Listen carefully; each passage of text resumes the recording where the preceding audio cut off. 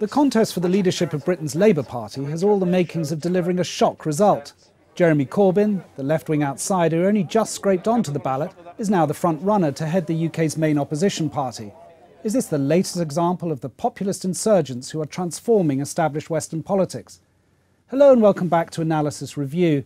With me here to discuss the Labour leadership election and its consequences are Nick Pearce, director of the IPPR think tank and former head of the Downing Street Policy Unit under Labour Prime Minister Gordon Brown.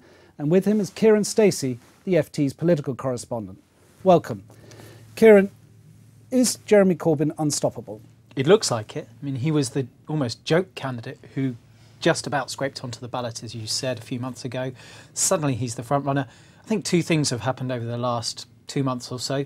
One is it's become increasingly clear just how little the membership of the Labour Party is reconciled to all the things that happened while it was in power, to that Blairite centrist movement. It didn't really take the party with it in the way that we thought it had done. The second thing that's happened is the membership's changed a lot, actually, and we've suddenly had an influx of new members, lots of them young, very enthusiastic, very left-wing. The Labour Party decided to have a very open election. It allowed people to vote for a £3 entry fee, and that has enabled hundreds of thousands of people to flood in and vote for this insurgent left-wing candidate. And at the moment, he looks like he's definitely heading for victory. Right. Well, Nick, you were inside the tent during those years when Labour was in power. So I'd like to first just quickly whether you agree with Kiran on that analysis, but then more broadly, I mean, do you think Jeremy Corbyn is actually part of a broader phenomenon, if you like, the sort of march of the Mavericks, who we're seeing not just in the UK but elsewhere? Yes, I mean, I do think it looks pretty clear that Jeremy Corbyn will win on the 12th of September. It's not like the 1980s again, as people are saying. This isn't organised entrism by splinter groups, Trotskyist groups. This isn't, I don't think, a sort of deeply divided, ideologically rent party, as it was in those days. But clearly, the Labour Party is in a crisis. It shares that with European Social Democrats. This is the first instance, I think, however, of a sort of internal left surge in a mainstream party rather than one outside it. You know, places like Greece and Spain, the established parties have collapsed, but you've seen the alternatives coming from outside the mainstream. This is happening within the Labour Party. It clearly shares some features of that kind of populist surge, the desire for authenticity, the desire for principled politics, the desire not to look and feel like a compromising, responsible, centrist bunch of politicians. I mean, Corbyn looks and feels comfortable in his beard. I mean, that's what he is. He's been saying the same things for 30 years and people want to sort of agree with him. So there's clearly a part of that critique of mainstream politics and the hollowing out of mainstream parties that is affecting Labour at the moment. It's interesting that Nick brings up Syriza in Greece. It's probably the party that Jeremy Corbyn talks about more than any other, even almost more than his own Labour Party. Yes, and I think it's less a rejection, actually, of the sort of Blair years and the sort of policies of the Blair years than it is a desire to have an opposition to austerity.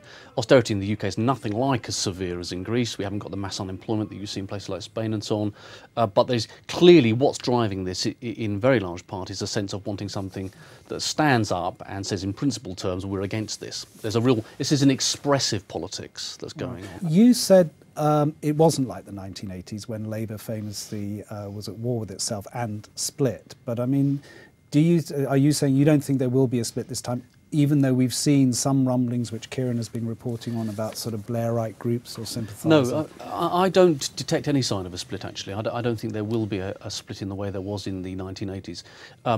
And in that respect, Labour's position is perhaps better than it was. It's worse in many others, of course, because Scotland has gone.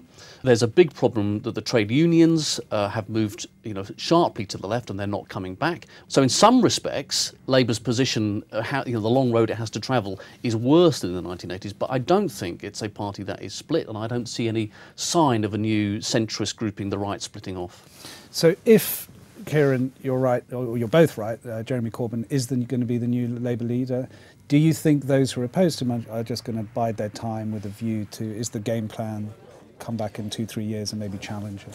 I think there are 2 or 3 alternative game plans being thought through at the moment among those centrist MPs you speak of. One is to try and flood the shadow cabinet with their own people and tie Jeremy Corbyn's hands. this might be difficult if he decides to pick his own cabinet, but as Nick was saying earlier, that might be difficult to do because he hasn't got that many people that he can call on. So he might have to have some centrists in his cabinet. The other way to do it is to just sit back and let him make his own mistakes. This is a man who has made a virtue out of never compromising.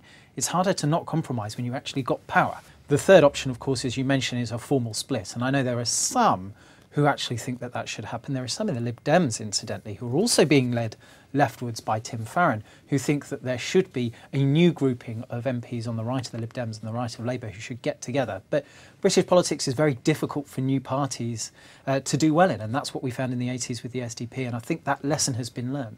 Well, Nick, finally, we're almost out of time. I think the people that are opposed to him will seek to sort of limit the damage, but they will also, I think, not want to be blamed for any problems that arise in the next few years. And I think they all recognise that this is a democratic one-member, one-vote election. They might not like the way in which it's been configured and how things have happened, but they can't just go back to the party in a year's time and say, well, vote for a different candidate. They recognise that this is going to mean that they have to change their direction. I mean, Corbyn has held up a mirror to the Labour Party. The mirror has shattered, but it's still a very, very important lesson to learn. So why can this sort of thing happen? What is it telling us about modern parties and the difficulties they have in inspiring people, the difficulties they have in being both responsible parties of government and responsive to wider electorates? That's a very, very difficult trick to turn. And there are people on the centre of the Labour Party, on the right of the Labour Party, you know, trying to learn some of those lessons too. Right. Nick Pearce, thank you. Thank you also, Kiran Stacey. And thank you for watching. For more on this story and other topics covered by our analysis team, please go to ft.com/analysis. Until the next time, goodbye.